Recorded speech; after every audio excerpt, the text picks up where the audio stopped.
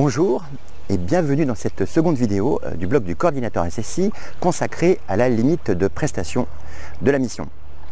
On a vu dans la première vidéo la première partie concernant la phase conception.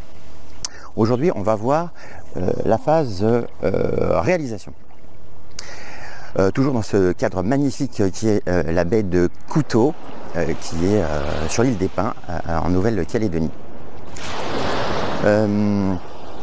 Souvent quand vous faites une mission de coordination SSI, quand vous arrivez dans la phase réalisation, on vous demande tout un tas de choses, notamment valider tel plan, donner un avis sur tel document, ou alors donner un avis sur les plans d'implantation des extincteurs, où est-ce qu'on met les plans d'évacuation, ce genre de choses. Alors, la mission de réalisation consiste à vérifier que ce qui a été prévu dans le cahier des charges fonctionnelles est bien mis en œuvre par les entreprises.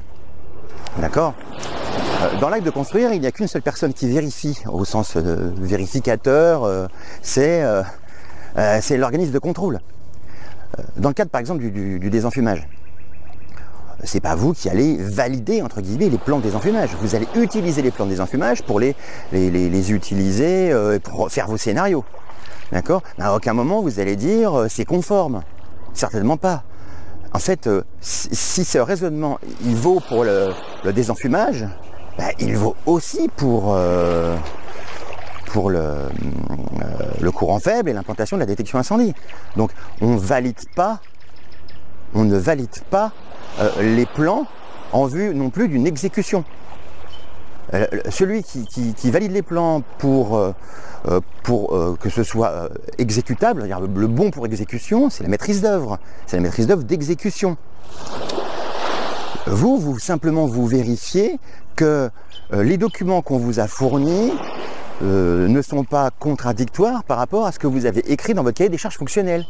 Donc, est-ce qu'il y a des écarts entre ce qu'ils sont en train de faire et ce qui est prévu dans le cahier des charges fonctionnelles? C'est ça qu'il faut vérifier. Donc, est-ce que vous avez des écarts constatés?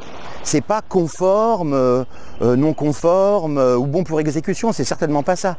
Hein, toujours, encore une fois, chacun chez soi, le contrôleur technique fait son rôle de contrôleur technique, la maîtrise d'œuvre gère les entreprises, gère le chantier, gère les bons pour exécution. Le coordinateur SSI s'assure qu'en fait on est bien dans le cadre des principes prévus dans le cahier des charges fonctionnelles. Donc pour résumer, le coordinateur SSI s'assure que les principes prévus dans son cahier des charges ont bien été suivis par les entreprises en termes de fonctionnalité. Celui qui vérifie les plans en termes de conformité, c'est le contrôleur technique. En termes de dimensionnement, de répartition, c'est le contrôleur technique. Et celui qui donne les bons pour exécution, c'est la maîtrise d'œuvre.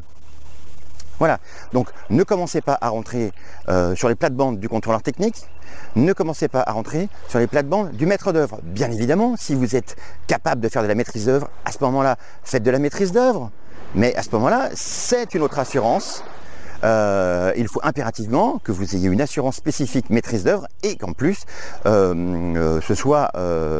ayez fait un contrat aussi distinct entre le maîtrise d'œuvre et la coordination SSI. Voilà, je m'arrête là pour cette vidéo. Merci de m'avoir suivi et à bientôt pour le troisième épisode de cette série. Au revoir.